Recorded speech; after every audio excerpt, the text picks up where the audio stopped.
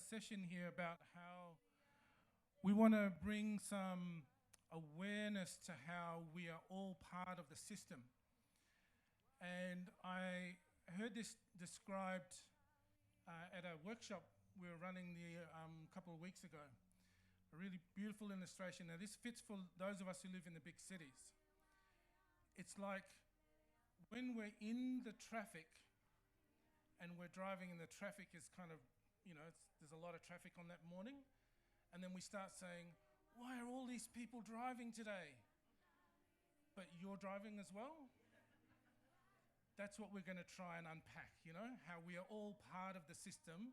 The thing that we are looking at and saying, I wish this system would change, I'm actually an actor in that system. I'm actually a part of that system. And some of the conversations that were emerging yesterday in the breakout sessions were revealing some of the kinds of patterns that we have seen in deep collaboration, patterns of behaviour, particular ways of seeing complex challenges. And we find ourselves in predictable roles, in roles that kind of, where have we seen this before? We've been at another meeting where this thing played out in the very same way. So in deep collaboration, we've brought that up and we started to name it as particular symptoms. But we also then put to it the idea that it's kind of like we're all dancing here and we're all dancing and moving around with this same sort of way. And it's like saying, why is this dance floor so crowded? Why are all these people here yeah, I'm dancing. Sorry. Yeah. Why are these people dancing here on the dance floor? You know? And it's like, well, because we're all here. And so we're going to play with that this morning. So if you haven't done your stretches, if you didn't go for your walk, if you didn't go to gym, you're in the right place. So I hope all you mob online, because you know online you're in tracksuits anyway, so you'll get the chance to do some stretches and we're going to do some dancing. Now, I'm going to play with the two mics here, so this one's going to Liz. Liz, anything you want to say? Hi, morning everyone. So hope you're limbering up. You may recognize some of these dances, and they're dances that we see when we come together and try and collaborate with people who've got different ideas, different roles in the community, different positions. What happens when we come together and we've maybe got different type of power, resources, and we're not quite sure how to dance together yet or what the tune is. So we're going to start to get to know, what does this sound like, and have we seen ourselves do these dances before and find ourselves in it and we don't quite know why we're doing that dance, we're just doing it. Or we watch it play out and we're not quite sure how to intervene and we're not sure if it's helping us get to where we need to go. So the first dance we're going to work with and have a look at today is what we call the trenches two-step. Sorry, just before we start jumping in. No? Yes, the light is on. The light is on, yep.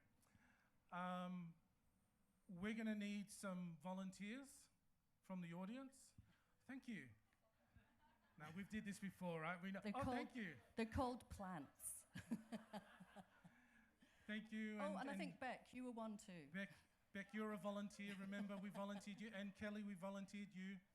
And Grant, yes. We've got Grant and Jane, thank Jane. you. And we have the amazing Grant Paulson on guitar, music accompaniment.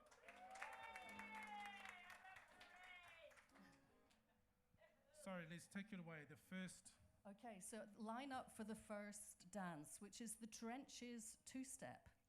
So let's find out, what do the trenches two-step sound like when we come together?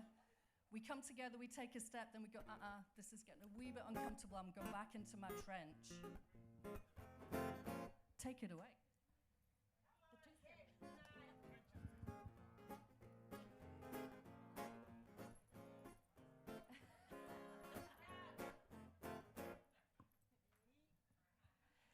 So this is in the trench. This is how, as an Aboriginal woman, I feel, you know, when we're going in, we're working in education department, healthcare system, you step up, you get all excited when these new programs come up, and then all of a sudden it just doesn't quite go as you'd planned because your voice is then shut down.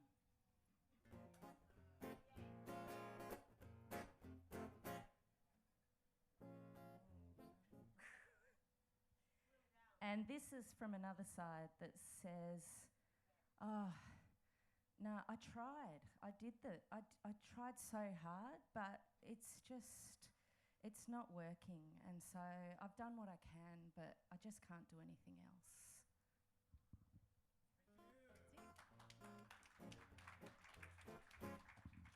Okay, so the trench is two-step. You step into the collaboration because you want to do that work. And then you realise the ones behind you are saying, why are you going over there working with those people? We know they're the enemy. And so you get it from this side and knives in the back. And gee, it's so much more comfortable to be on your side of the trench. This are my people, this is my culture, this is my language. Over there, it's hard. Is there anything you want to put to the trench? and on this side it can be, I don't know what to do, I don't want to get it wrong, I don't want to cause harm. And actually it's much safer over here because I've got my role, I've got my position, I've got my resources, and I don't need to step over there. I can choose to stay here if I want to because it's nice and comfortable. So what we're going to get you to do is think about, have you been in this dance? Where have you seen this dance play out? So turn to somebody next to you, maybe someone you don't know, behind you, in front of you, and just have a chat about, have you been doing the trenches two-step? And when? What is it that is happening that makes you do it? Or where have you seen it? Just turn to the person next to you, behind you. A couple of minutes.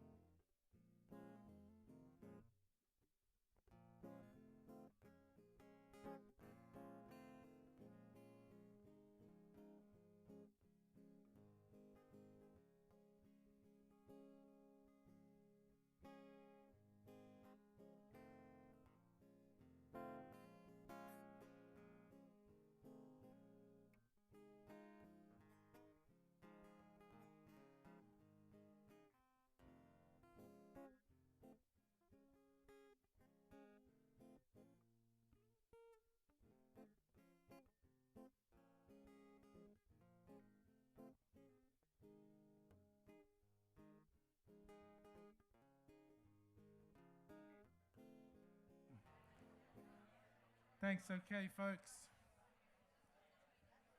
If you didn't get to say everything, that's okay. You're going to talk to them again in a few moments. But also, if you found yourself in a conversation and thought to yourself, I made a mistake here, I shouldn't have talked to this person, don't worry. We can move you around for the next one, all right? So you can be, oh, look, I'll just go over here and talk to this mob, okay? No. In collaborations, we try to work with each other over time, right? You'll have another couple of chances to talk to that person as we go through the next ones. And what is the next one, Liz? Okay, so choose your partner for the culture card slide. So the culture card can sound a bit like this.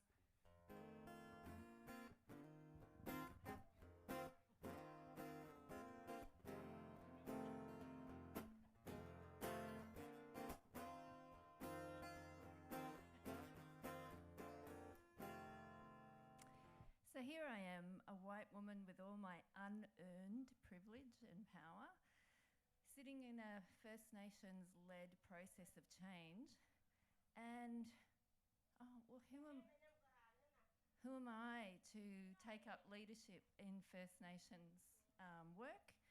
So I'm just going to slide on out of this process. I'm pulling my culture card. I'm white. It's not my work.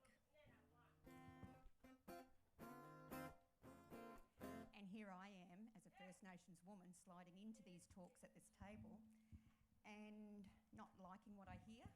So I'll pull my culture card and say, I don't think this is culturally appropriate, and slide out.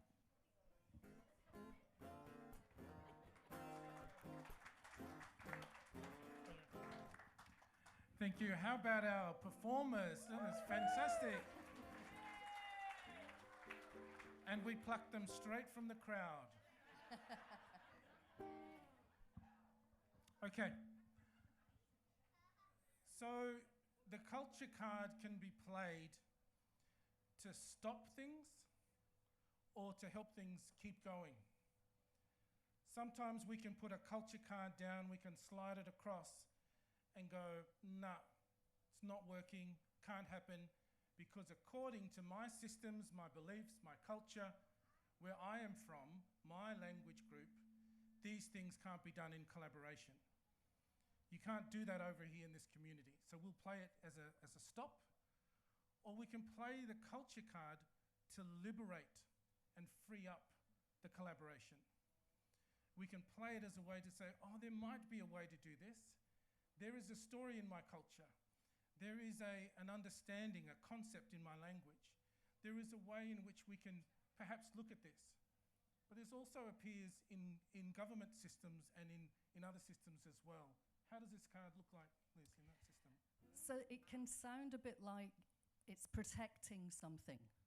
So culture card is protecting. I don't know enough culture. I can never walk in those shoes. I don't know, and so if I step into that, I'm probably going to get it wrong, so I'm not going to do it. But it also sounds a bit like we don't do things like that around here. This is the way we do things, and we're going to fund this, or we're going to use this approach because this is our way of doing. And what it does is stops us leaning into what are the ways, and can we ask questions about that, rather than we play the card and we move away.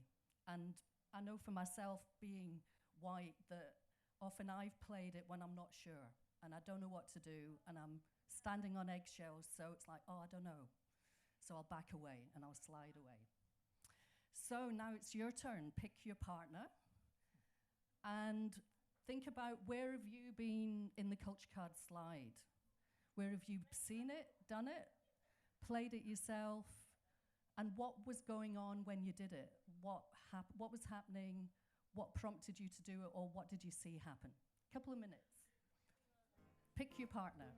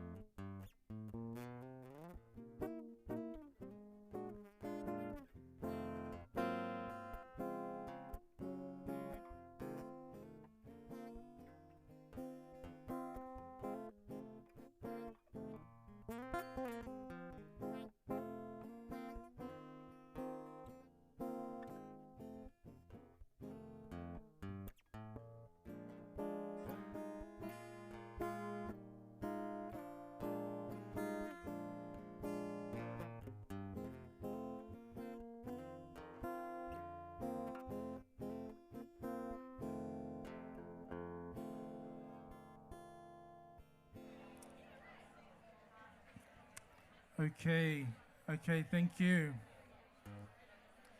So I hope you are getting some form of enlightenment and nourishment from these conversations. We're trying to reveal or shed light on what happens when we are trying to do collaborations, and we find this tendency of, I want to go out and do that work in the middle and collaborate, but gee, it feels really good to not do that. But I have to do it. But I know so many things back here. And so already in these two dances, we see these dynamics play out. And it's not just between black and white collaborations, between First Nations and other descendants of the colony. This is between all of us trying to figure out, how do we get our multicultural reality to work? How do we get the plurality of where we are, who we are, and call this land home, knowing that First Nations have called it home for many, many, many more thousands of generations than the rest of us. But our collaborations have got to make us move on from here. I'd like to do that work in the middle. Oh, it's so easy to come back here to my own. And we can find a critic inside our head when we try to do our collaborations. And to bring us into the next dance, the all singing, all dancing, all guitar playing, Grant and Liz.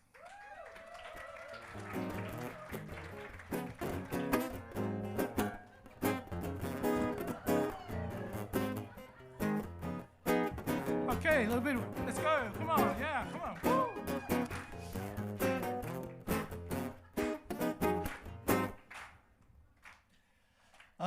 I'm proper shame. I don't know if I even should be. My grandmother was stolen. I don't know enough culture. Shame job. I'm going to sit down.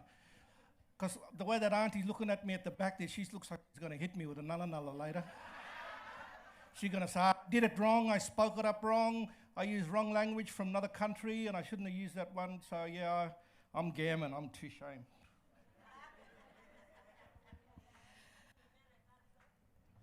And I'm going to step up here and someone's going to whack me for whatever I do. I'm going to get it wrong. I'm telling myself, who are you to stand up here and step into this work? You'll never know enough.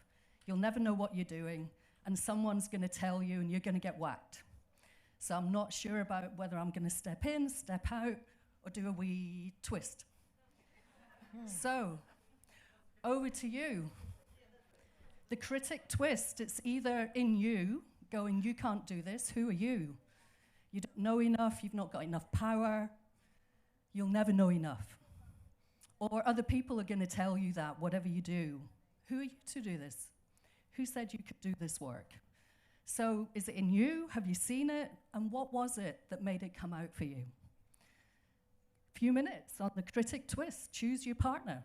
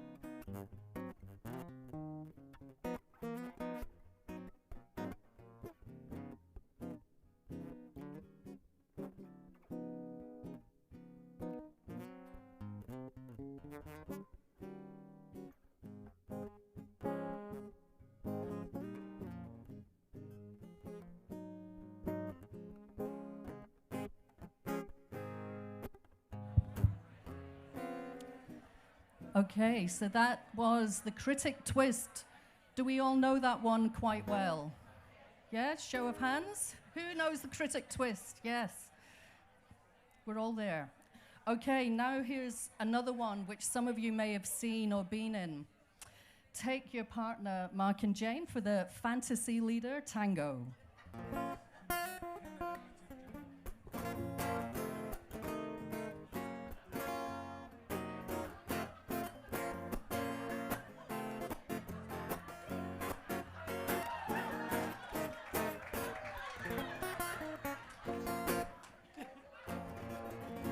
Oh, the fantasy leader. If only we had a First Nations leader who could speak to all of us and bring all of us together. Oh, he or she or they would just hold all of our hopes and lead us to where we need to get to. Maybe they're online. Maybe they're here. Also, the fantasy leader. If only we had a Prime Minister, General, Governor General, or Governor, or CEO, or Chairperson, or White Knight who could help bring peace and prosperity for all of us. I wish a fantasy leader would come to us. Me too. As a white woman in predominantly white organisations or groups, I look towards somebody to sort out my problem with authority, my own authority and the authority that I see exercised around me. Because I too have, like many of us, a big trauma around feeling really hurt and belittled, demoralised, marginalised by those in authority. So it makes me really scared and not very open or willing to be an authority, to pick up my own leadership in these spaces. And so I ask others to take the risks for me. I ask my brothers and sisters from First Nations to take those risks for me, and I put all that weight on them when it's my problem. So just to bring in what this can sound like and look like, we see in collaborations is that we'll appoint somebody as the person that we'll liaise with, so that we don't actually need to come together in collaboration and figure it out together and work through the differences when they come up. So we'll say, okay, Mark, you come and do business with us, and then you go back to your people, do business with them.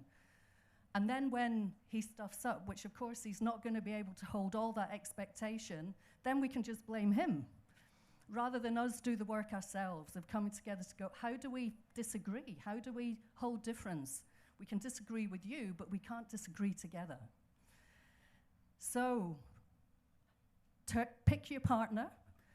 The fantasy leader, have you been put in the fantasy leader role? Do you take up the fantasy leader role? What is it that's going on? When have you seen it? And what's going on when you do that? What is it that's pushing you, or what's the force that's making you step into going, someone needs to step into this? And you know the position that you're putting yourself in, or that we're putting somebody in when you do it. We know what's going to play out. So choose your partner, find the fantasy leader within you.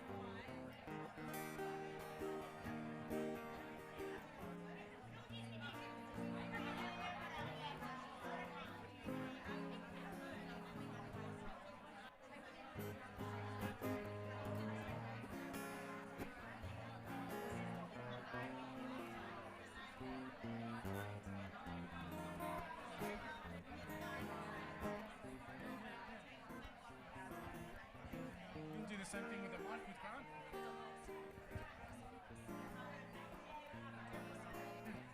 So you can keep the gate.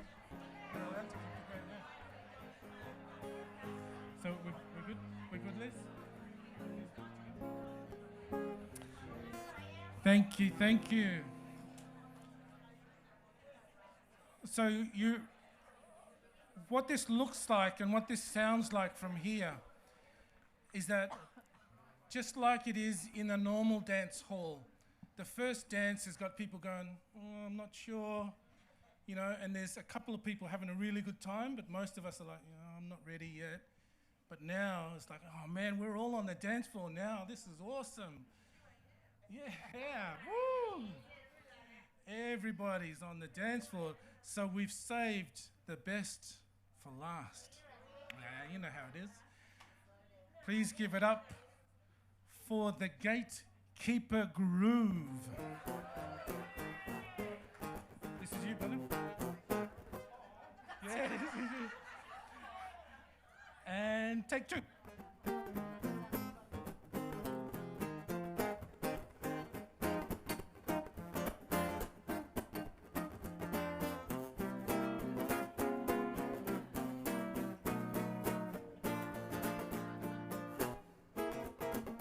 Gatekeeper Groove.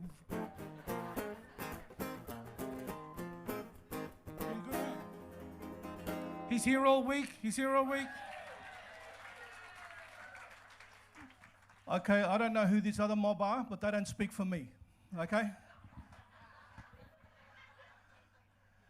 I don't know, you're not from me.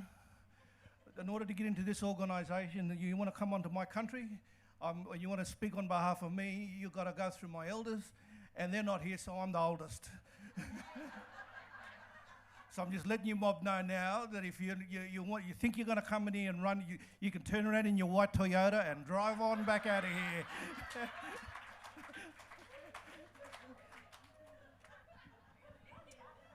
here. Okay, so this one feels a wee bit edgy. So I've been working in the Indigenous space for a long time as a non-Indigenous person. I've studied it. I've got lots of degrees in this space. And from the Aboriginal people that I've spoken to, this is what they would be telling me is what you should do. So I think you should go away and do that, go and do your own learning around it, but I'm telling you that this is what I've heard and that the people that I represent won't be liking what you say. Oh, my voice is shaking. Ooh. Ooh. So you feel it, you feel the shivers with this one.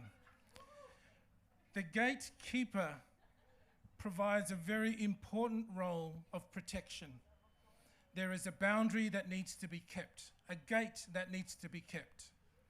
Sometimes that can stop collaborations because you want to collaborate. Say, hey, can I go through that gate? Can I run down there? It's like, no, I'm keeping this gate for a reason.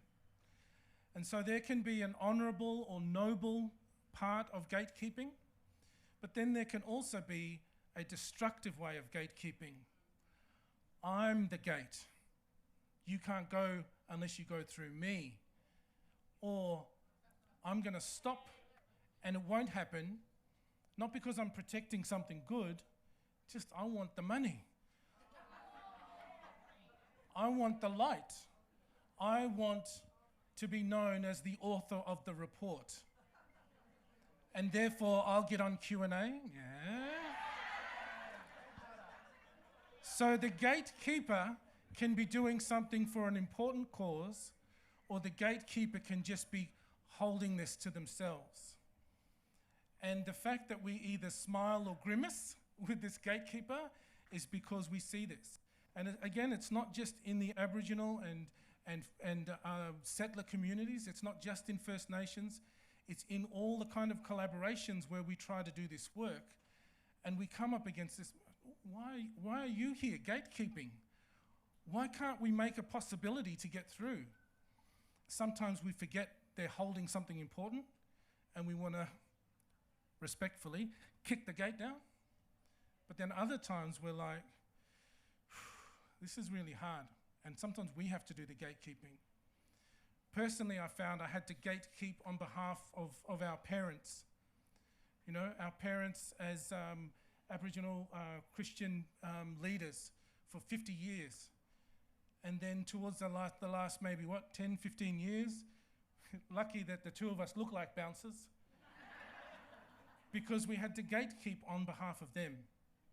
So gatekeeping is not just bad stuff, but you can see when it's bad, when it's like, no, I'm the gate, I'm going to hold it. So turn to your partner, and where's the gatekeeper that you're seeing? Are you in it? Do you get dreamt up into it? And what purpose is it serving? Is it helping or hindering? It could be protecting something really important, but how do you know? And when is it getting in the way of being able to collaborate and be open to something else? So yeah, have a go, see what your groove is.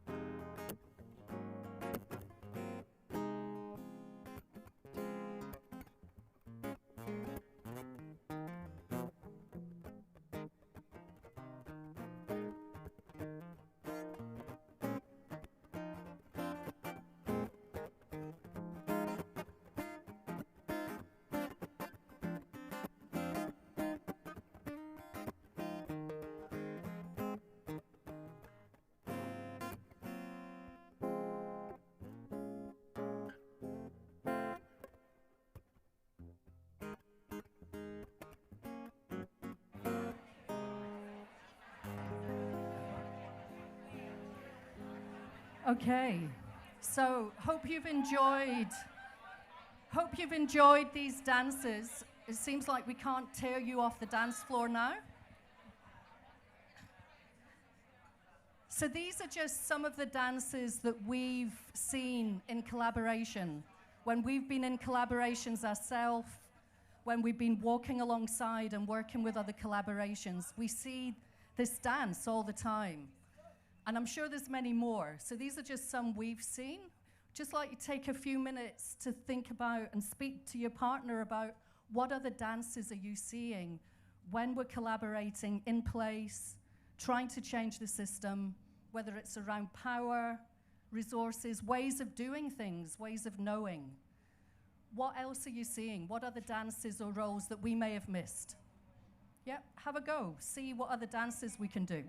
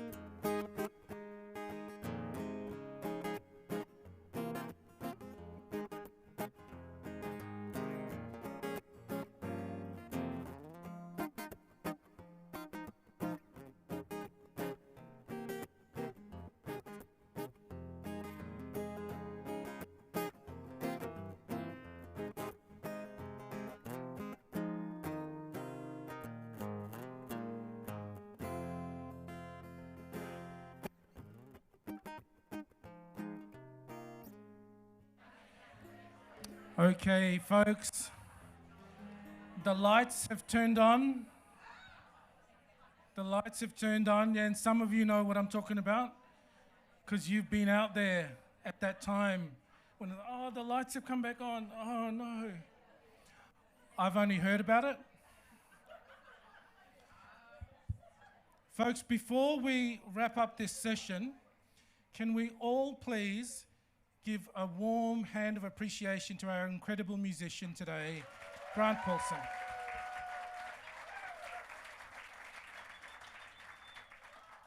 With only a tiny, tiny bit of thing, I said, Grant, I'm going to need you to play guitar tomorrow. Oh, yeah, sure.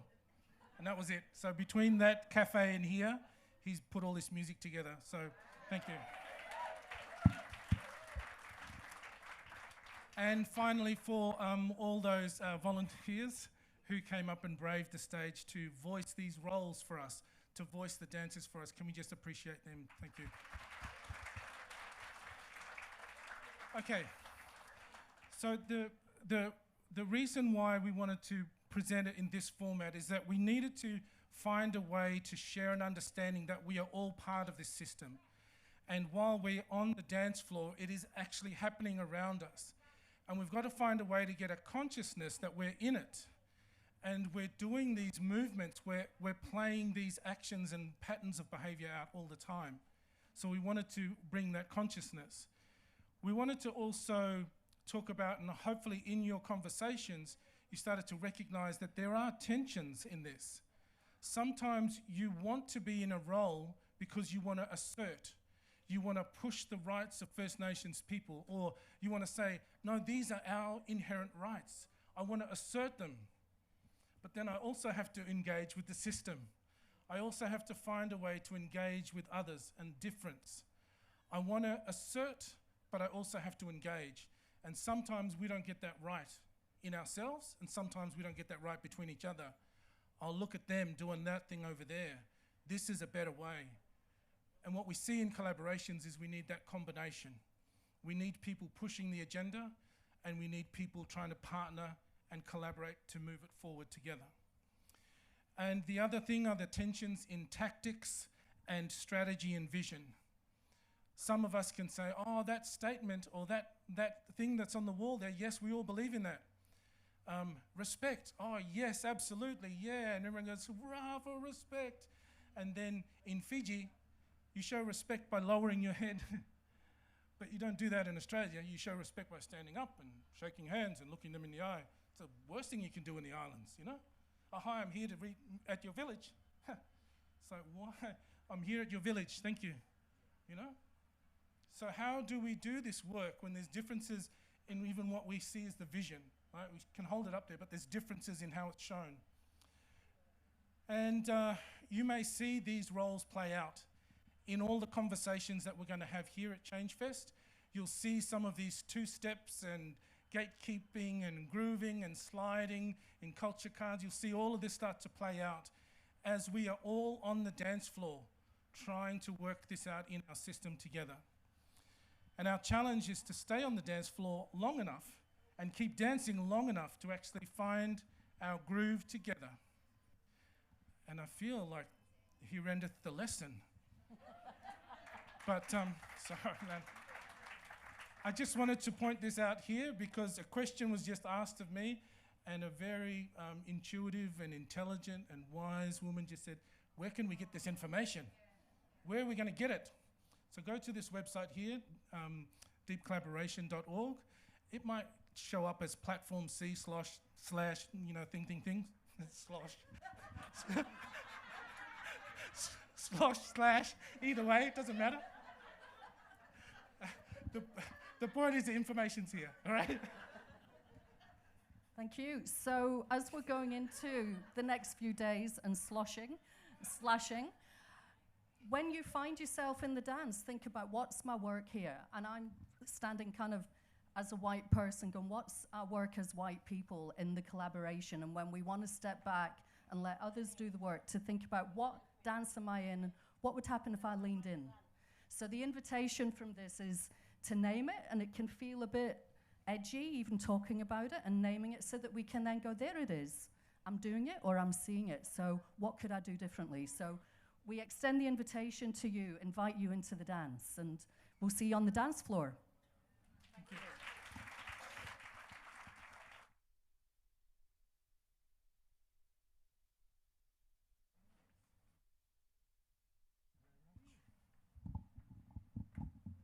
Thank you so much, Mark and Liz, for that inspirational speech. Sorry, thank you. No worries. Oh, back to the deadliness. You were proper deadly. Can't beat that. So up next, yeah, no, I'm proper deadly, yeah. So up next, we have Zohar Spatz and Palani. Arani. Far out, what, trying to be rapper. From Boite Theatre, Brisbane. So if we could get them to come to the stage, please, with their deadly selves.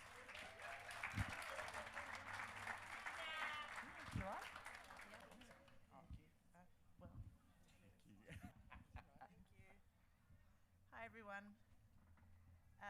Can you hear me? I think so, yeah?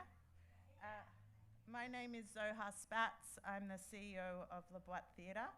I'd like to acknowledge and pay my respects to the traditional custodians on the land that we're gathered today and the next few days and yesterday, the land of the Larrakia, and pay my respects to elders past, present and emerging. And I'm Palani. I'm a director for stage and screen and the youth and education producer at Boite Theatre. I'd also like to extend my respects and deep thanks for the welcome and care you have given to us as visitors on Larrakia. So, who is Boite and why are we here? Just as a bit of background, Boite is 96 years young and we play a pretty vital role in the cultural landscape of Australia as a theatre company. Our mission is to become Australia's most diverse theatre company. And we acknowledge the traditional custodians in the land that we work, the Turrbal and the Yagara people. We pay our respects to their elders, past, present, and emerging. We honour the Aboriginal and Torres Strait Islander people, the first Australians, whose lands, winds, and waters we all now share, and their ancient and enduring cultures. This continent was home to storytelling long before La Boite was established, and we are incredibly grateful for the privilege of sharing our contemporary stories today. This always was and always will be Aboriginal land. And it's incredibly, somewhat intimidating to be up here, but especially following on from Mark and Liz's session, because I have to acknowledge that we as a company aspire, but we also dance.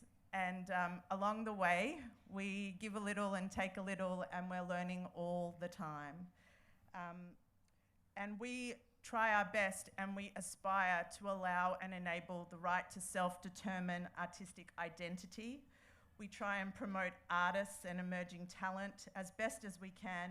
We support audience development, and we always do our best to ensure that we are working with our community and doing community engagement. Because we understand that the stories and ideas and voices of our city and this continent are many and varied, and as such, we seek to represent them on our stages. And diversity for us is diversity of art form, it's diversity of ideas, ethnicity, gender, and identity. And our theatre produces theatre shows for our stage, but we also tour work across the country. Most recently, Stephen Oliver's Bigger and Blacker just had a season at the Sydney Opera House. It was pretty rad, actually. We also deliver youth and education programs, as well as a suite of free public art, which includes visual art, live music, installations and special events, and most importantly, conversations.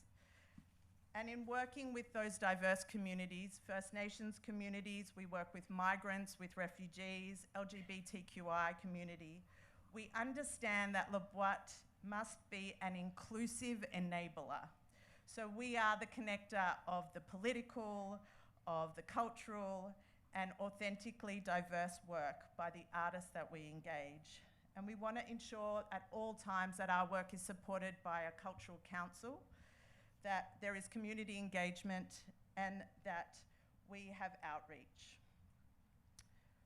La Boite is committed to collaboration, which starts and ends with our community of artists. And we understand that the creation of social value is to drive social change, and we must prioritize social cohesion through creativity.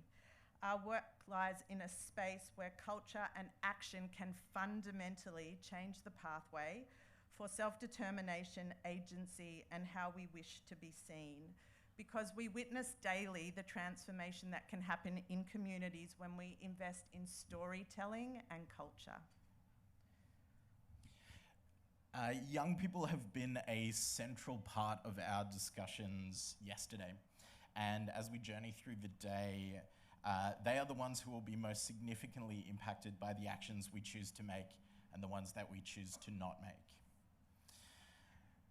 As adults, we often depower, depoliticize, and define what someone's childhood should look like. But childhood is different for every generation. Right now, it has become more pressurized and televised. The weight of responsibility sits heavier on their shoulders than ever before. Young people yearn for change just as much as any of us here. We are all here because we fundamentally believe that we are capable of making such change within our organisations, our positions of influence and leadership.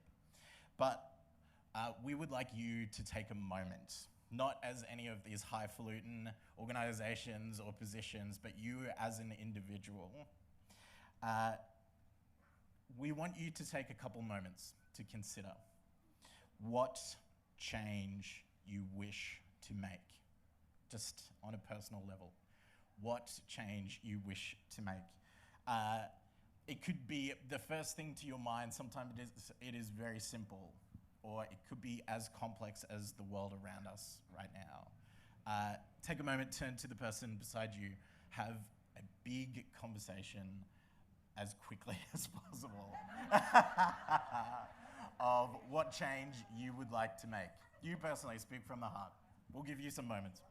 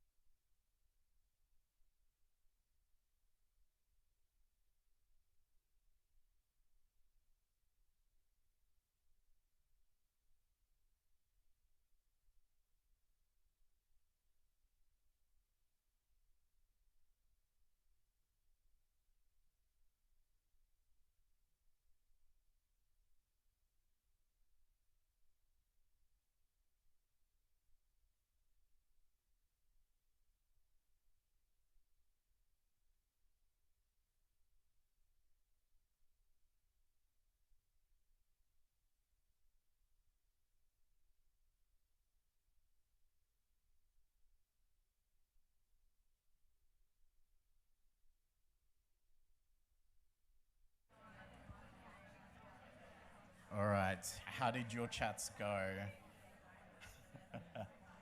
How do we change the world in a minute through a conversation?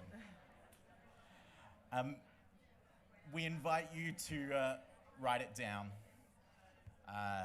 to put it out there. There's power in making our words manifest. Keep it close to you as we work together. The theme for today is hacking the system.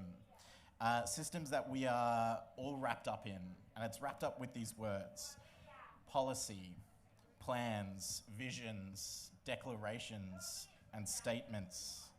What we do today will help shift power, reframe, and reimagine these words into action. Words and action that come from it at an important time of transformation by the circumstances of the world around us right now. So 2020 will go down in history as one of the most challenging and disruptive of La Boite's 96-year history, but much like your lives and my own and the rest of the world. But most importantly, out of some of that carnage and that pain, it gave us all an opportunity to really revisit what was broken, to no longer hide away from some of that inequity that kind of became so obvious during COVID and crisis and the bushfires and call-out culture and Black Lives Matters movement. Everything that was important arose last year and needed to be seen and heard, and we simply could not shy away from it. And so La Boite has a really long history of delivering youth and education programs. In fact, we started doing it in the 70s. And as I said earlier, it stems from this idea that we can create transformative and vital theatre experiences, cultural experiences that will inspire the next generation of leaders. I wonder how many of you guys were part of the drama club at high school or played an instrument and still love going to see some theatre or going to a live gig or hearing poetry. That's the sort of stuff that really speaks to people who care and want to make change in community. And for us, critical and creative thinking and training will no doubt be the critical tools that young people will need to sort of figure out how to fix some of these 21st century problems that they are going to inherit. And so The Time Is Now, which is a project that we're here to talk to you about, was a work devised by 10 incredibly brave and thoughtful and inspiring teenagers. They were aged between 12 and 18. And it was part of La Boite's commitment last year to ensure that we would provide a public platform, an appropriate amount of resources, just like the rest of our main stage season, just like Stephen Oliver's Bigger and Blacker, to a generation that is actually often silenced and dismissed. Because they are going to inherit all the things that we're going to be leaving behind. And 30 years ago, world leaders signed off on the United Nations Conventions of the Rights of a Child. However, big problem, no consultation from any children. So we invited them to rewrite it. And over the last 2 weeks at La Boite, the show closed on Saturday, so we're a bit blurry. Those 10 young people took to the stage with a work that they had devised with Ari Palani. As much as we would have loved to have flown all 10 of them and their parents up here, I'm sorry we couldn't. And although we won't share it perfectly, we'll share a small part of it. You can hop online and check it out on our socials as well. It's called The Time Is Now, and it's titled that for a reason. The ensemble was made up of Sophia, who is 12, Diali, 13, Sarah, 14, Karis and Rachel, 15, Joe and Xander, 16, Huda and Jess, 17, and Omal at 18. 2 were First Nations, 2 were male, 1 is non-binary, 1 is a footy player, 1 speaks Chinese at home and English at school, 2 wear hijabs, 1 was a refugee, and 2 are not neurotypical. Some are experiencing domestic violence at home, and some go to a private school. Some are bullied about how they look or speak, and some know exactly what they want to do after school when they graduate. All of them were passionate. All of them spoke with clarity and a simple wisdom to complex issues: racism, climate, injustice and privilege, revolution, truth, ice cream, and mental health. They were prompted by a similar provocation that we gave you. If you had the world's attention for 2 minutes, what would you say? From this, they developed a series of speeches to share with the world. We so rarely see young people on our stages, let alone seen the way that they want to be seen, saying the things that they want to say. Along with these speeches, we conducted interviews and surveys, recorded, danced, we daydreamed, we argued all the time about the big things and the little things, and we created a work that is completely their words, led by self-determination and as agents over what they wanted to share with an audience. We had scenes about responsibility and family. We played musical chairs on stage, and we dreamt about the future together. The process was in direct conflict to how typical rehearsal rooms are run, and we love that. We ate together, everyone created scenes together. We spent the same amount of time making this work as we did listening to each other's ups and downs. As collaborators, we directed a show just as much as we helped out with homework and spoke to parents about how proud we were about their young people. Keeping them safe and powerful was actually more important than whatever the outcome looked like. And the show changed from performance to take into account who was there and who couldn't make it. It was fun. It was difficult. It was considered. It was new in some ways, and as we all know, it was old in others. For an audience, this work spoke to a number of things. For those of the same age to the people on stage, they saw themselves, their struggles, their expectations, and their peers reflected. Their communities were speaking, and in a place that they don't often see or hear themselves, and they were owning it on their own terms. For those of us in our adulthood, space was asked for to consider the current nature of childhood, alongside the complex relationship we all have with our younger selves. When adults think about childhood, it is typically through a nostalgic or one-sided lens. This show did not meet those adult expectations. In fact, many adults were confronted by the hopelessness, the passion, and persistence of young people today. These young people and the work they made was powerful, but the conversation is an intergenerational one. As adults, we have expanded horizons and agency to help bring about change together with young people. Each night, we invited an adult of influence to listen and respond to what they heard, and to make commitment to changing the status quo.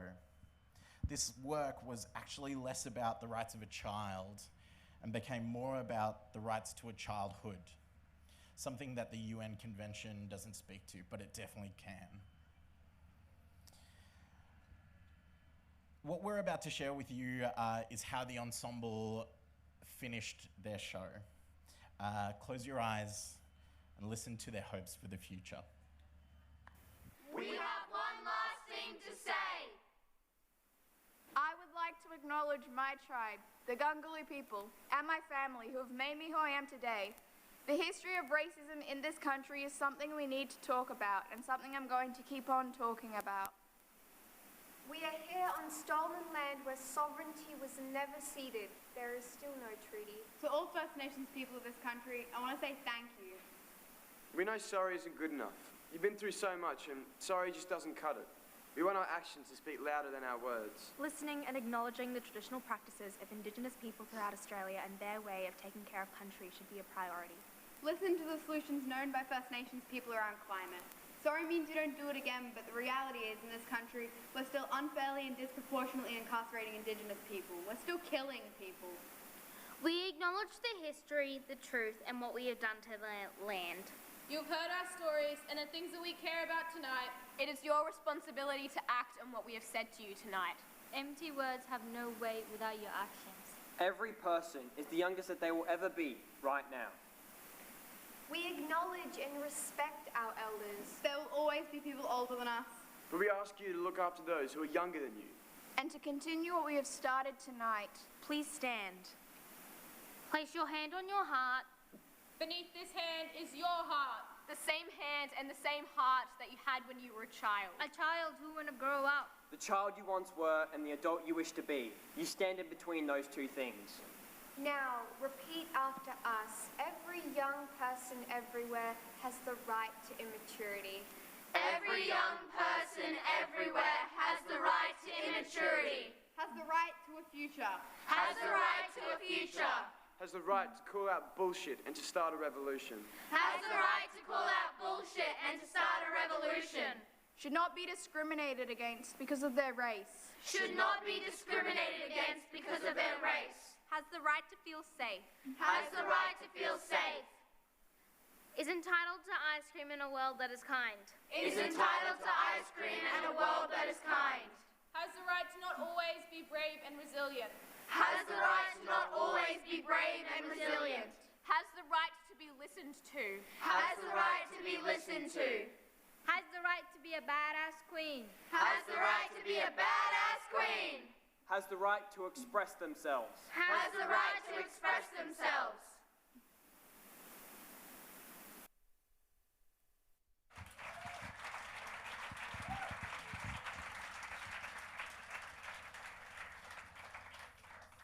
They spoke as one and as individuals to an audience of various sizes, reviewers, parents, teachers, and general public of all ages. They wrote all of their additions to this document that they hacked over the set and the theatre floor in chalk, just as is happening out there. We invite you to do the same and continue that. Their amendments are being sent back to the United Nations.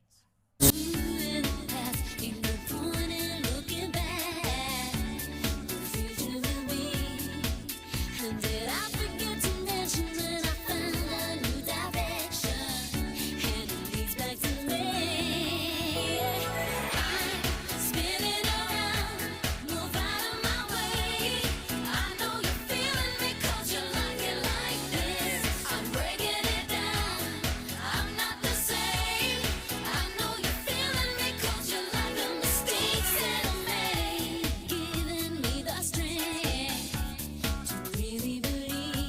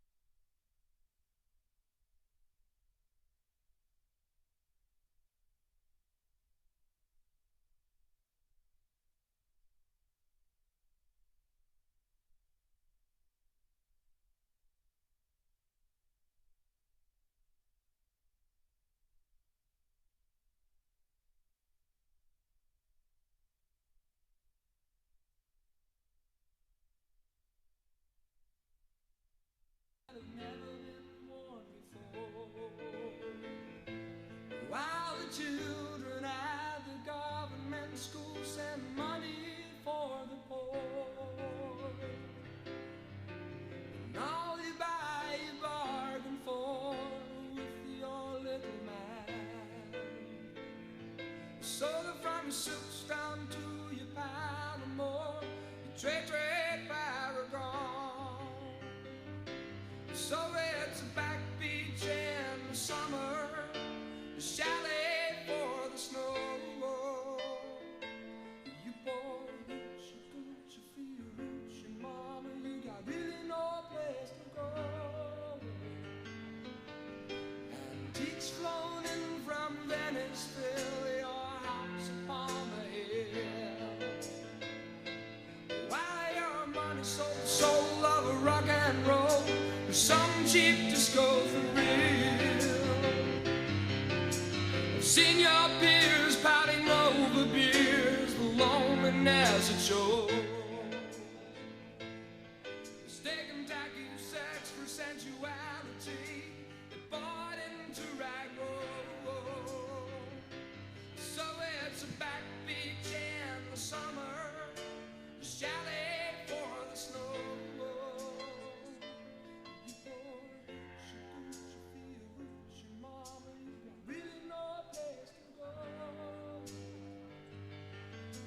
Inside around the castle, the lonely heart will dwell. Like she's been losing, like some stony bag hotel. The loving that you never found, don't know the reason why. Oh, don't you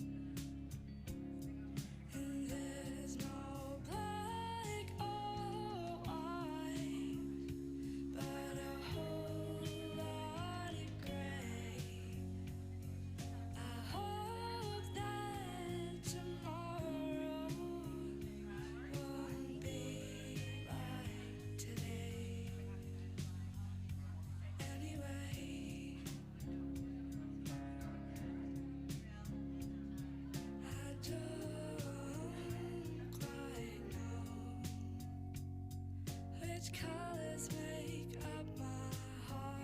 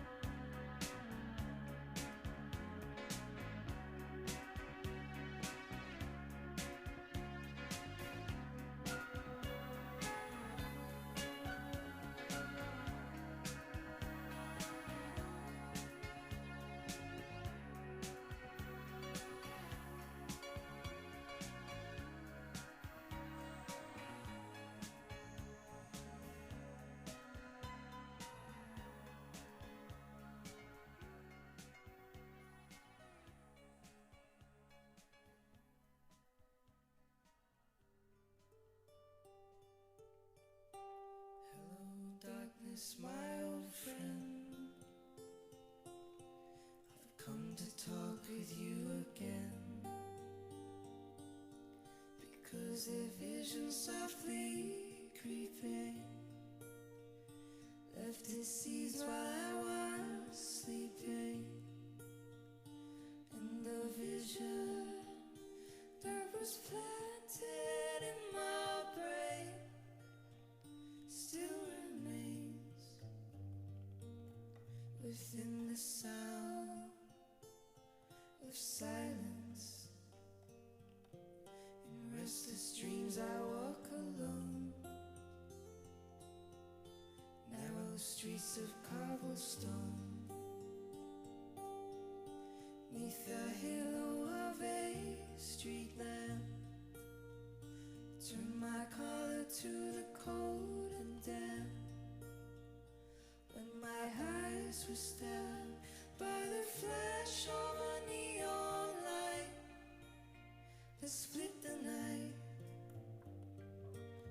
and touched the sound of silence. And in the naked light I saw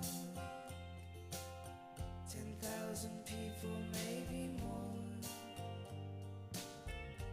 people talking without speaking, people hearing without listening, people writing songs their voices never shared, and no one dared disturb the sound of silence. And the fools that I do not know, silence like a cancer grows. Hear my words that I might teach you, take my arms that I might reach you, but my words like silent raindrops fell and echoed in the wells of silence. And the people bowed and prayed to the neon god they made,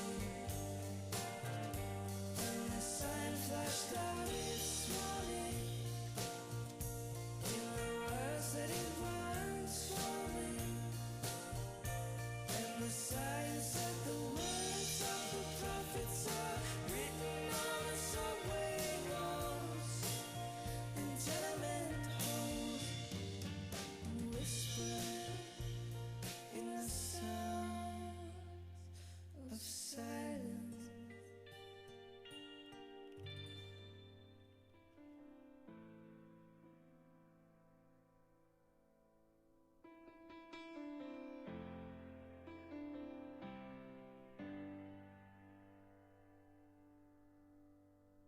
I'll meet you down the cold sun. You and I know we can find wherever in this place the lights don't shine. In the dark, a single spark can blind.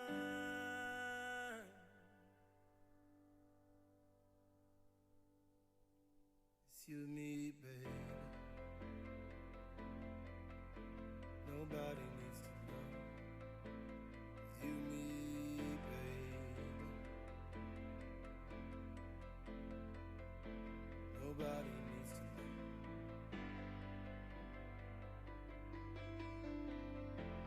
Nobody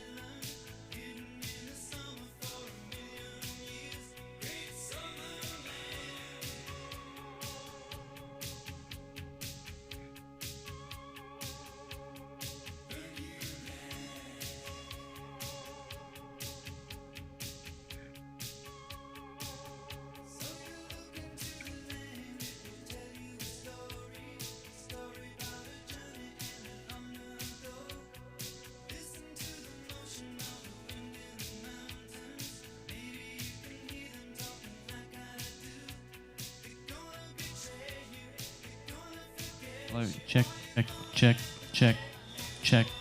Ooh.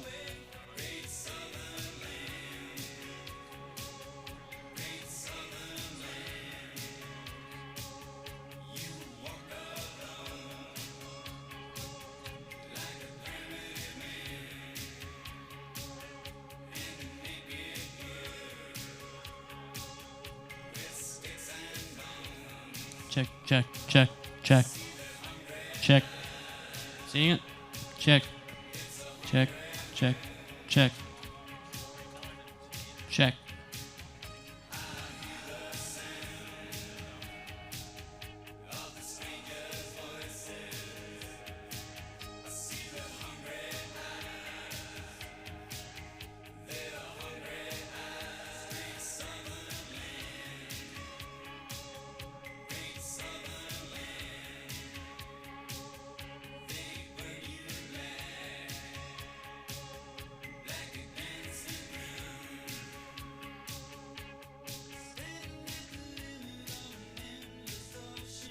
Check, check, check, check, check, check. 1, 2, check.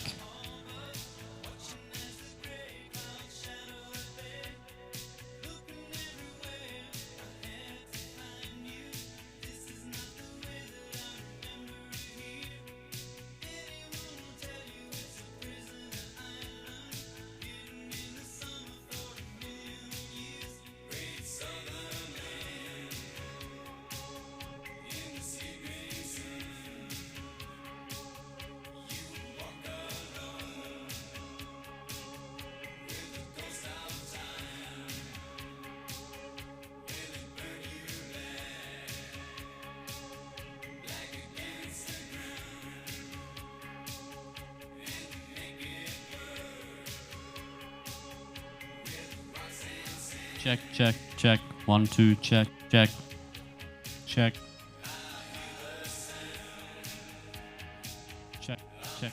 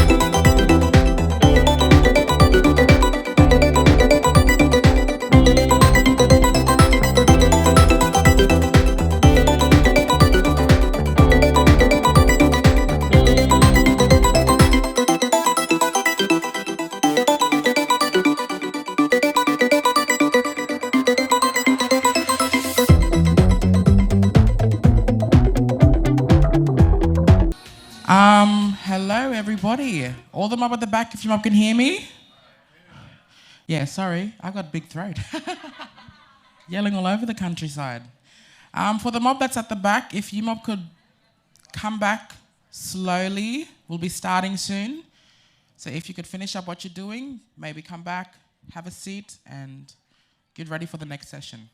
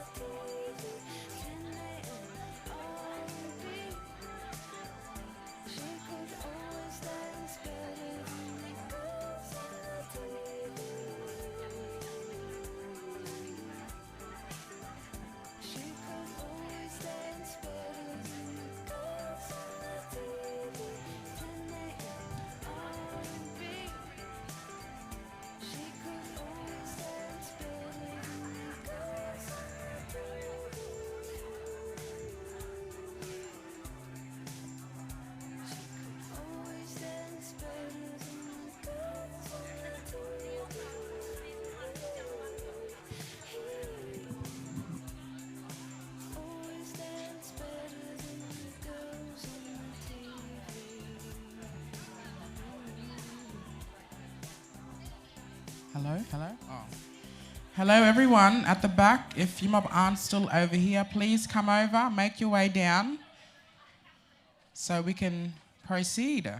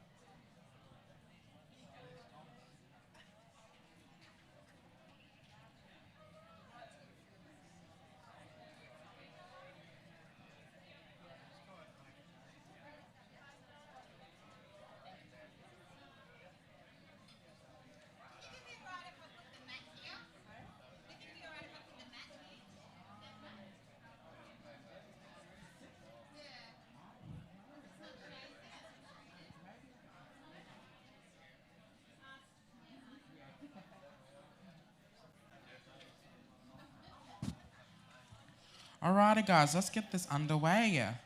So, after morning tea, we are going to have a speaker, and that speaker is Pippa. She is the co-director. She's going to speak to you a little bit about the hacking session. So hopefully she can come over here and speak to you about it. Here she is, the beautiful lady herself. Thank you, Edwin. There's a much, much more significant speaker to follow me, but I just wanted to air the idea of this hackathon, which is framing today. And I know that some people are really on board with that idea and some people aren't very sure about it.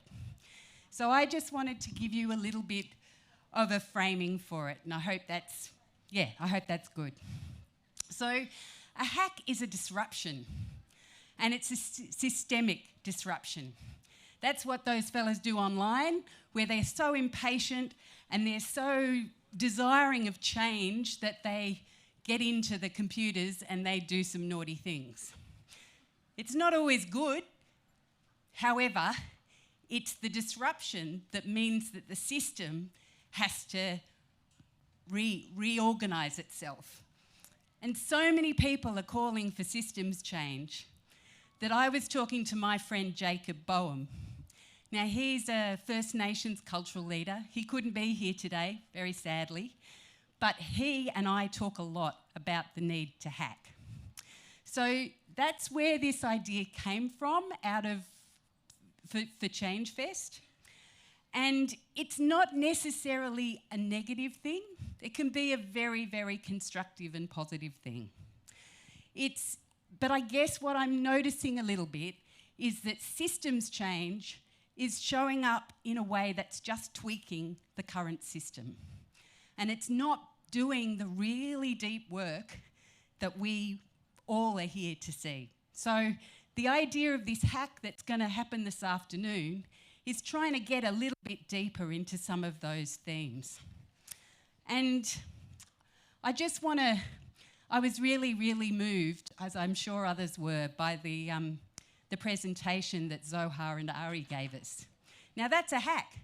Those kids took the Convention of the Rights of the Child and they interpreted it and put themselves at the centre. And that's what we're trying to do with place-based change, put community at the centre. And so it takes us to the edge of our imagination.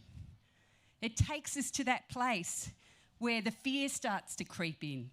And you might not be able to see what it looks like. It also takes us to that place where you might be feeling a little bit out of control.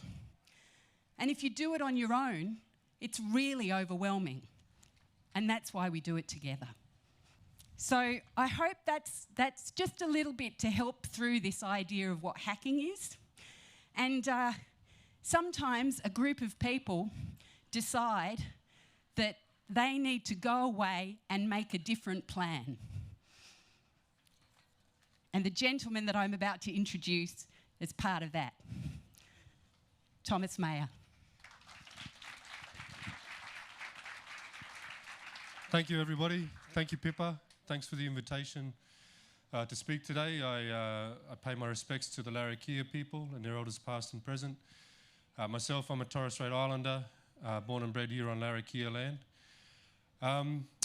It's interesting the language that Pippa used there, just noting, talking about hacking and programs and reprogramming what isn't working, or what has always been set up to not work for Aboriginal and Torres Strait Islander people. And so that's what I'll talk about today, the Uluru Statement from the Heart. Just a bit more background about myself. I'm an elected official of the Maritime Union of Australia.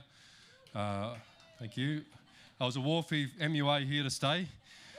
I was a wharfie for 16 years, and I was on the wharf when that saying came to prominence, and it was as a result of the collusion between the Howard government, for those that don't know, and to remind those that do.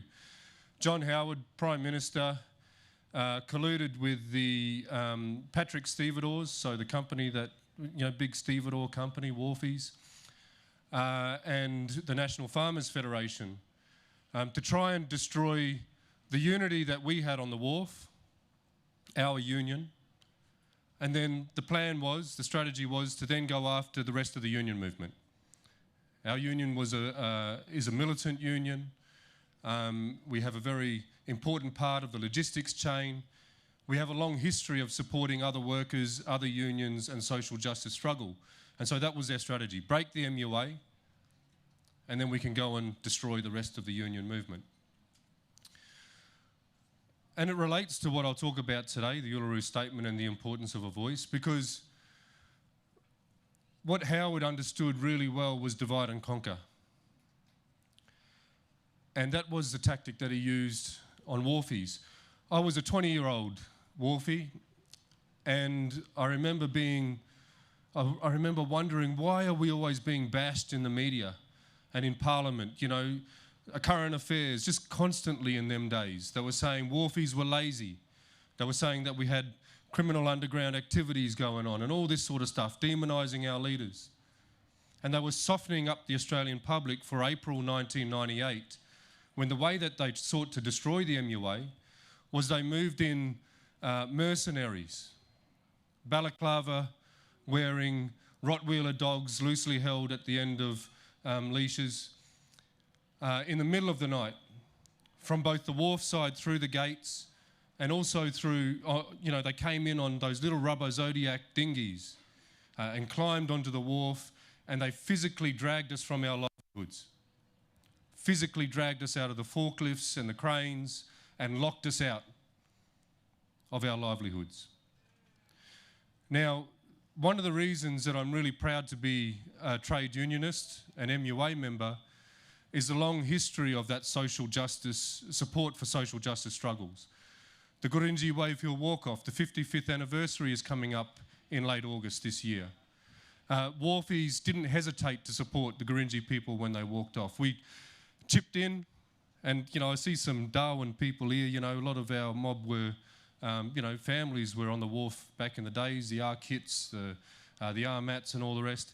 But we chipped in, and we travelled back and forth, taking supplies to support that long struggle that the Gurindji people had. The Nunkambar dispute, another example, protecting a sacred site in the Kimberleys. Wharfies and seafarers put ban on ships, and anything to do with the dispute. The Pilbara strike in the 1940s, wharfies and seafarers refused to move wool from those operations down there. The other thing is more widely, globally, the apartheid struggle. South Africa, again, wharfies and seafarers banned ships that were going to take oil to the apartheid regime to try and put pressure on and break it. These things make me proud to be a unionist. And when Howard did that, we had the support on the picket lines because of our support for the community. It came back to repay us. We were also well established. We had the funds, our officials had looked after our members' money, invested it wisely, and we were able to fight it in the courts. Now, I'm going to come back to this example a bit later when I talk about the Uluru Statement and the importance of a voice. But this is the way that I learnt about unity, the importance of unity. not just as something that we say as a catch cry at a forum like this or at a rally, but the structure and the hard work and the consensus building that is important to building unity and using it as leverage to get the outcomes for the people that are uniting. Right? That's really important to understand. I became an official of the MUA in 2010 and helped to organise some of the responses to the many injustices that we see as First Nations people. If you remember the community closures issue in WA, 2015, Tony Abbott cut hundreds of millions of dollars to services to remote communities. We had a big rally here in Darwin, around the country. There were protests. We helped organise the response to the disgraceful treatment of youth in detention at Don Dale here in Darwin. And just, you know, constantly, death in custody after death in custody, you know, decades after Royal Commission recommendations that were ignored. Constantly protesting, and for myself, I started to realise, why is our advocacy so ineffective? What's going wrong here? The politicians aren't being moved. It was like water off a duck's back. They're not held to account for the harmful decisions they make. And it was at this time when I was realising that we needed to advocate, we needed to reassess our advocacy and do better, that I was invited to a constitutional dialogue just over there at Ridges in Palmerston here. And I learned that it was one of 13 dialogues, that it was, you know, it was done to a formula to ensure a cross-section of views in our community were represented there. The lead designer of this process was Professor Megan Davis, a black expert in public law, the first Aboriginal person elected to a permanent forum at the United Nations. And she designed this process, this formula applied to ensure a range of perspectives. Because she understood you can't have an open invitation to this sort of deliberative dialogue. You have to have the quieter voices able to be represented there, and not allow a strong politically ideological group to dominate the whole proceedings. This dialogue was one of 13 all around the country, covering the entire continent and adjacent islands. And they elected delegates to bring the accurate record of meeting together for one final convention at Uluru. And I was elected from the Darwin dialogue here, and I went there with great hope. Because from my union background, I understand the value of being able to reach a consensus. You see, one of the things I realised as an activist on the street is, for 5 speakers on the stump, we could have 10 different solutions to one problem. We were always reacting to these things and not in front of these decisions enough. We've been so well divided, and it's not that we are a divided people, that's something to do with our humanity. But anyone with an interest in exploiting our land has done that for hundreds of years now. And the way that John Howard bastardised native title to make it divisive in our communities as well, all of that plays out. And the opportunity for a consensus, for a national position on empowerment and constitutional recognition was a great opportunity. Uluru was great tension, like all of our meetings, you know, large gatherings, because we're human like everyone. We have different opinions, different political ideologies, different perspectives. But after 3 days at Uluru, we endorsed the Uluru Statement from the Heart, which brought all of those dialogues together, everything that we had discussed about what our people wanted. And I'm going to recite the Uluru Statement now, and I hope you feel what we felt in the room when it was read for the first time by Professor Megan Davis. Could have heard a pin drop in the room. You know, all that tension, all that passionate debate led to this moment. We gathered at the 2017 National Constitutional Convention, coming from all points of the southern sky, make this statement from the heart. Our Aboriginal and Torres Strait Islander tribes were the first sovereign nations of the Australian continent and its adjacent islands, and possessed it under our own laws and customs. This our ancestors did according to the reckoning of our culture from the creation, according to the common law from time immemorial, and according to science more than 60,000 years ago. This sovereignty is a spiritual notion, the ancestral tie between the land or Mother Nature and the Aboriginal and Torres Strait Islander peoples who were born therefrom, remain attached thereto, and must one day return thither to be united with our ancestors. This link is the basis of the ownership of the soil, or better, of sovereignty. It has never been ceded or extinguished, and it coexists with the sovereignty of the Crown. How could it be otherwise? That a peoples possessed the land for 60 millennia, and this sacred link disappears from world history in merely the last 200 years? With substantive constitutional change and structural reform, we believe this ancient sovereignty can shine through as a fuller expression of Australia's nationhood. Proportionately, we are the most incarcerated people on the planet. We are not an innately criminal people. Our children are alien from their families at unprecedented rates. This cannot be because we have no love for them. And our youth languish in detention in obscene numbers. They should be our hope for the future. These dimensions of our crisis tell plainly the structural nature of our problem. This is the torment of our powerlessness. We seek constitutional change to empower our people and take a rightful place in our own country. When we have power over our own destiny, our children will flourish, they will walk in two worlds, and their culture will be a gift to their country. We call for the establishment of a First Nations voice enshrined in the Constitution. Makarrata is the culmination of our agenda, the coming together after a struggle. It captures our aspirations for a fair and truthful relationship with the people of Australia and a better future for our children based on justice and self-determination. We seek a Makarrata Commission to supervise a process of agreement making between governments and First Nations and truth-telling about our history. In 1967, we were counted. In 2017, we seek to be heard. We leave base camp and start our trek across this vast country. We invite you to walk with us in a movement of the Australian people for a better future.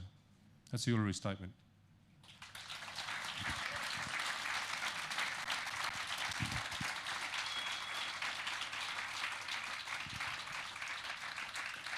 So the Uluru Statement calls for three things basically: voice, treaty, truth.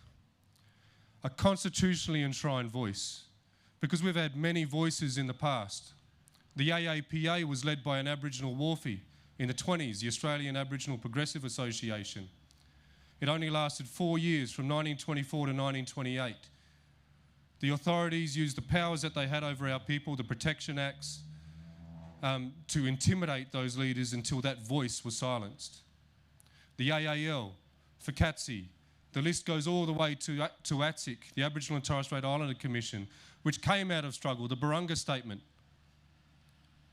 where we called for a voice then, and it was established by the Hawke government. All of those voices have been silenced by hostile governments and the power that the authorities have over our people. And so we call for a constitutionally enshrined voice to put our representative body, people that we choose that are accountable to us, out of the reach of hostile politicians, so that it can speak unapologetically, and so we can campaign like we've never campaigned before for the things that we need. This is a really important thing.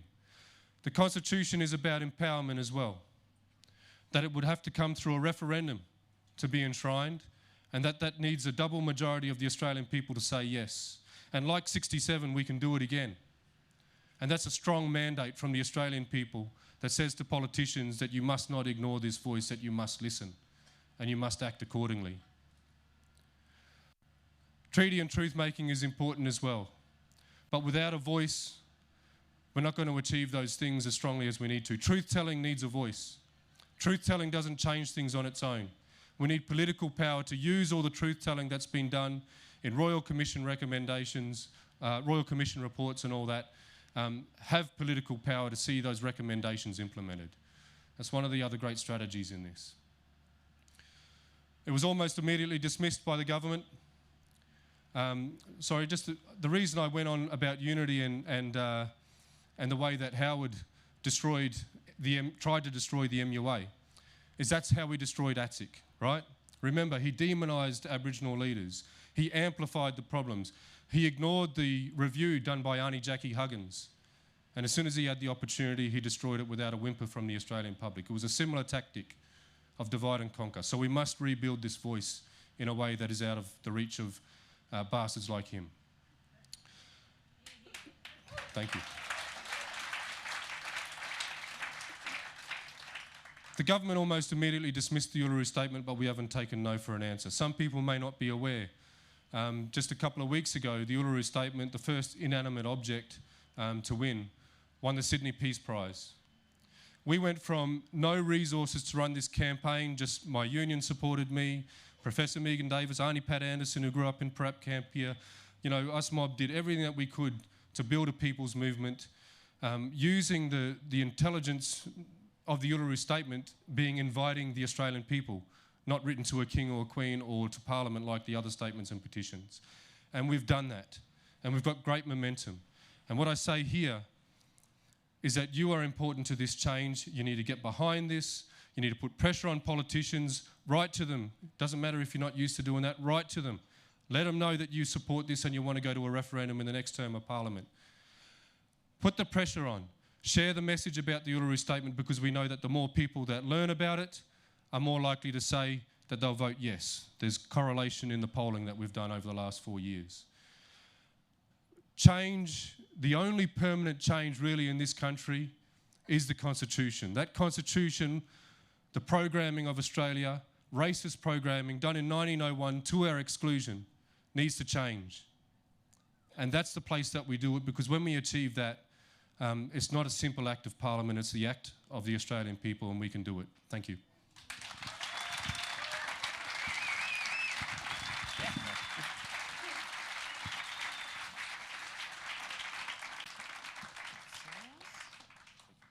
Awesome, thank you. That was that was deadly. True God, nearly crying there, far out. But yeah, thank you, Thomas, for that beautiful message and for the Uluru Statement. And that would bring it to me. So now, on a serious note, I will be performing a song that consists of the Uluru Statement. It is an original song that I've created with the participants of the Youth Mill, another place that I work at. We have created this song and collaborated with some contemporary music. It's a mix of contemporary and cultural, but I won't be singing language, I'll be singing because I'm deadly. But yeah, so please enjoy.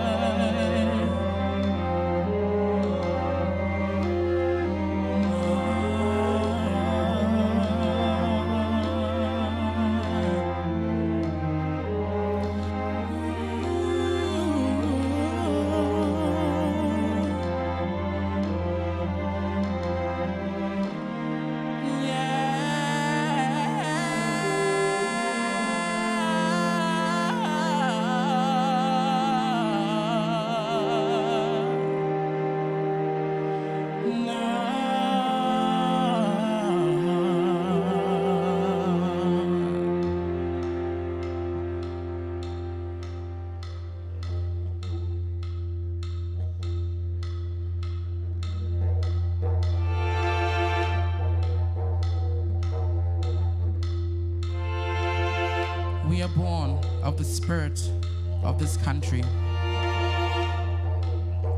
Our relationship with the land is at the center of our lives. Our country is our mother. In a sense, our country is us.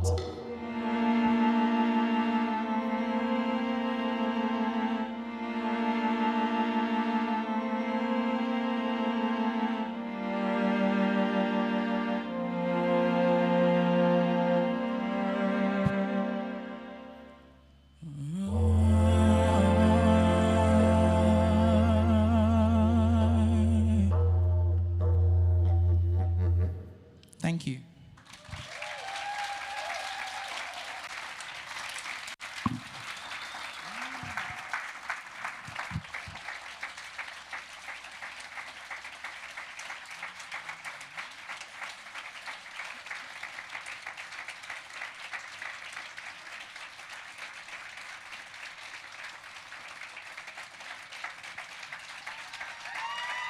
Aww.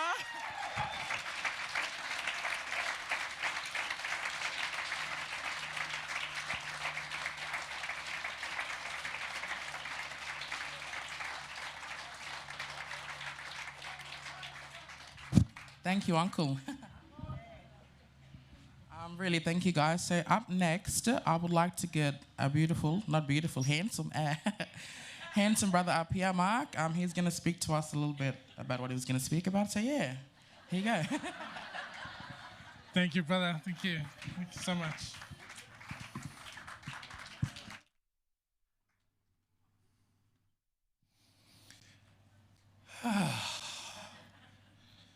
Are you feeling that thing?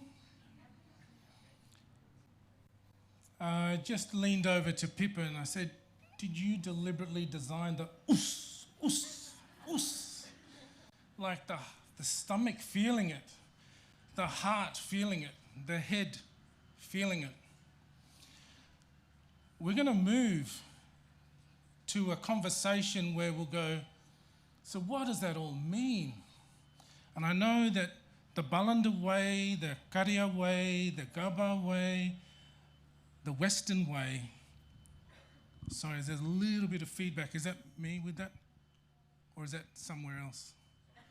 Somewhere else. I'm Binangun. It's like something wrong here.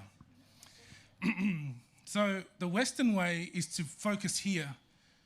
And we get it, we understand it, lock it, we codify it, we make it. But what you felt today is another kind of intelligence, another way of bringing hard work over decades and decades of campaigning and a beautiful rendition that you can't compute. You've got to feel it. So we're going to give you a few minutes with those people around you, and hopefully there's new people around you. Just decompress and go, oh, oh, with each other. You have 3.5 minutes. And your time starts now.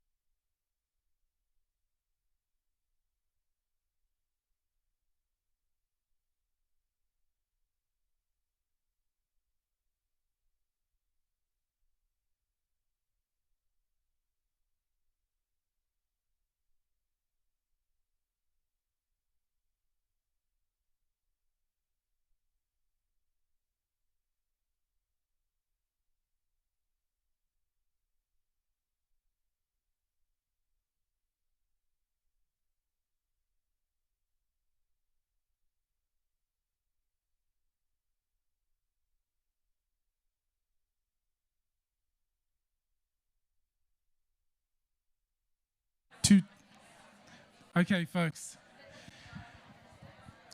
Now, there is a dynamic, there is a pattern that turns up when these conversations come up. I want to forecast this because as we move into the next sessions where we'll have dialogue, I just want to forecast, you know how we knew there were patterns in collaborations? We know that there's a pattern of behavior that turns up in this type of conversation. And that's one that talks about that kind of cultural memory. And Thomas reminded us that the statement from the heart wasn't just thought of within a space of, a couple of years of, hey, why don't we do this? That's a great idea. It comes from decades and decades and decades of work, trying to build a relationship, to try and right injustices, to try and set a platform for all of us to be together on this land and pay proper respect. And that wasn't just done by a couple of people having a good idea and then said, let's draft a statement. Lots and lots of people over lots and lots of time. But the pattern to watch out for is the one where we unwittingly step in and go, hey, this is a really good idea, why don't we do that?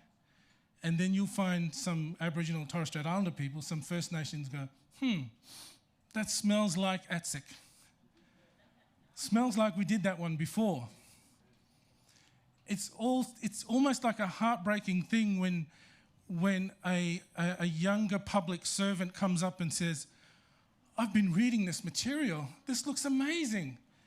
And then the hardened, rusted on advocate goes, I saw that in '86. We feel that, yeah, and we laugh because we've seen it, hey, we feel it. That is going to be around in your dancing this afternoon. When you start to get these imaginations of what could be, you could find some going, I'll let this mob just keep going with this idea for a little bit longer.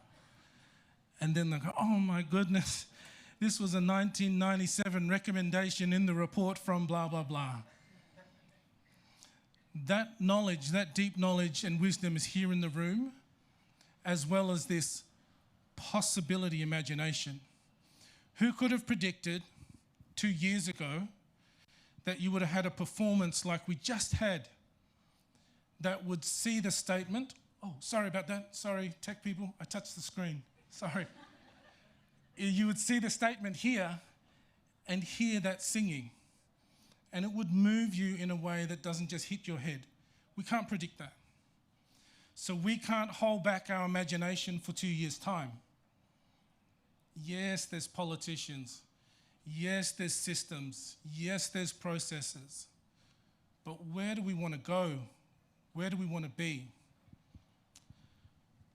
Thomas reminded us that some of that work as early as the 20s have been advocating very similar themes to what is in this statement, the statement that's before us. These themes that say, we have an inherent right. There is an unresolved justice. We want to live here together. How can we make this possible? You could put that in as a resonance finder and you would go back all the way through the 90s, all the way back through the 80s, and then keep going and you find this common theme coming up. First Nations people asking for justice to be right, for a relationship to be forged, and for us to move together in peace.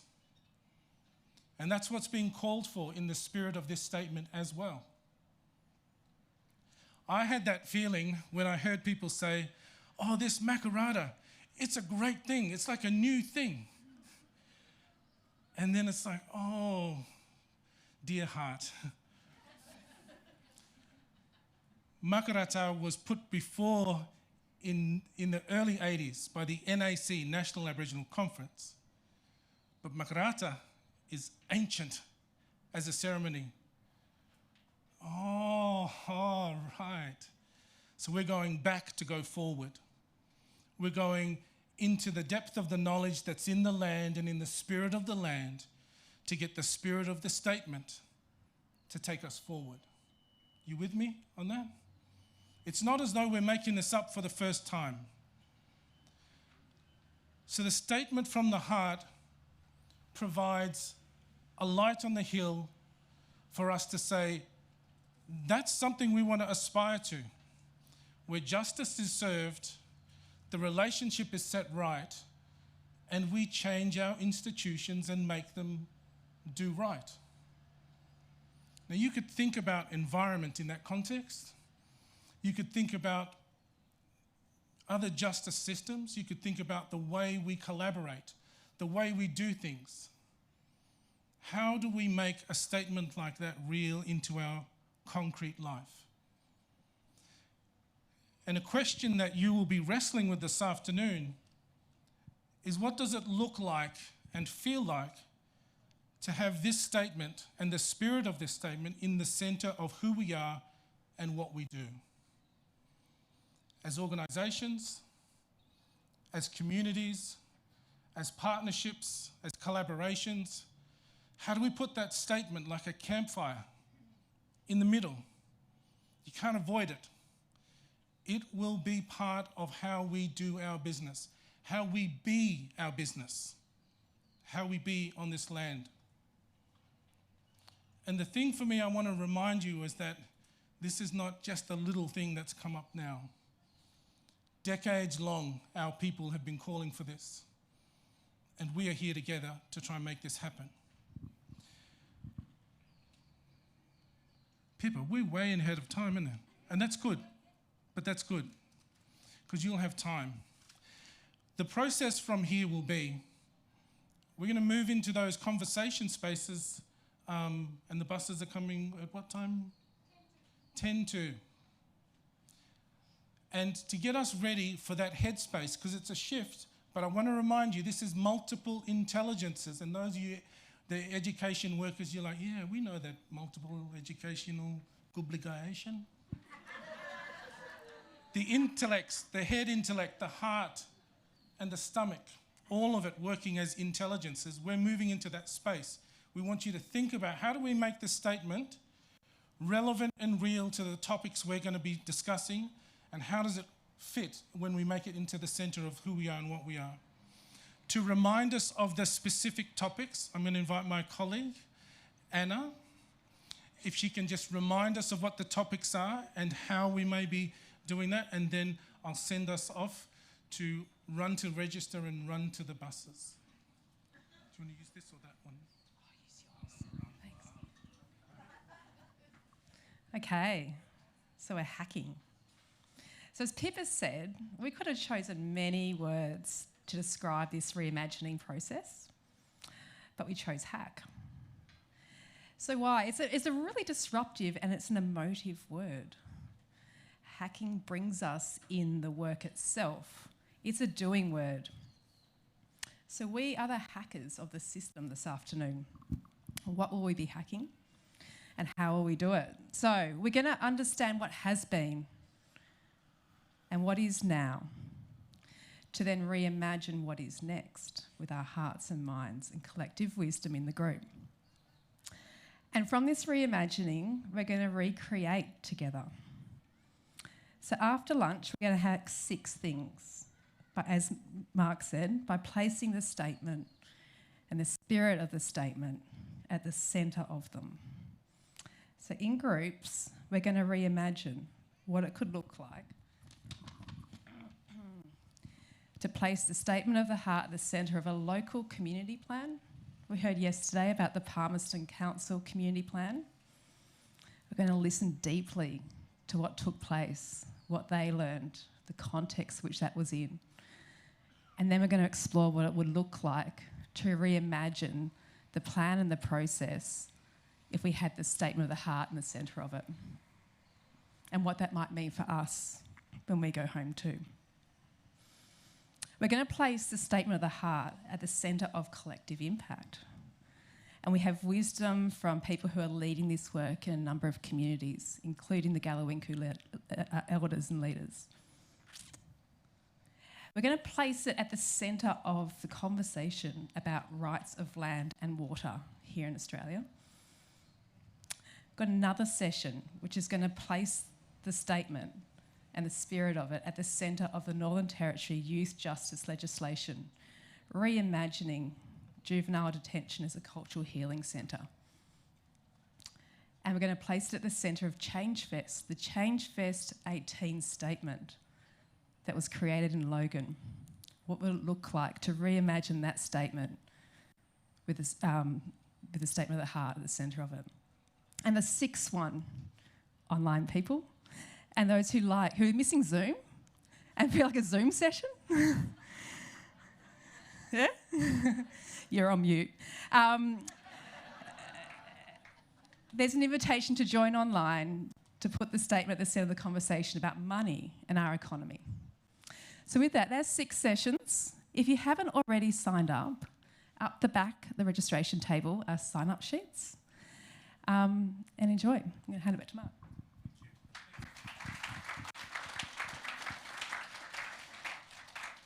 So folks, remember, in your collaborative conversation, you don't have to agree with everyone. Not everyone is going to say the stuff that you're like, oh, yes. Sometimes they'll say stuff and you'll be like, no way, nah. And notice that feeling in yourself when you feel like, no, I'm going to disagree with that. The manner in which you disagree will show whether you want the conflict to be productive or unproductive. The respect you show in your disagreement will be whether you want this to stop or whether you want to say, I disagree, can we understand this a bit better? Because we won't work on this if we don't understand each other. And I learned this through the process that made the Lost Conversations and then Deep Collaboration possible, because there were plenty of times in that conversation where we're like, this is why we don't work with you, mob, you know? But to stay at the table longer and then realising they're thinking the same thing, that I frustrated them, that I was saying stuff that made them feel like I've got no way in now. You've stopped my process. And I'm here going, I'm just advocating for my people. And they're like, that's the problem. Now I can't have a dialogue. And so this process, we got wiser because we stayed in collaboration. We disagreed and agreed to stay. So I want to encourage you, there'll be moments in your conversation this afternoon where you'll be like, I'm going to lean back because it'll be polite and we'll all be fine. I want to encourage you to say, look, can I just ask this question? And it happens so many times, 5 or 6 others go, oh, gee, I'm so glad you asked that, because I was thinking that, but I just didn't want to say it. For us to make any sense of the statement from the heart to be real for our way of working and way of living, we've got to have productive conversations, which includes disagreement, but in a way that makes it so that we can find a way forward. With that, I want to say, make sure you're hydrated, get to the sign-ups and get to your locations, and we look forward to seeing you later on. Thank you, everyone. Thanks.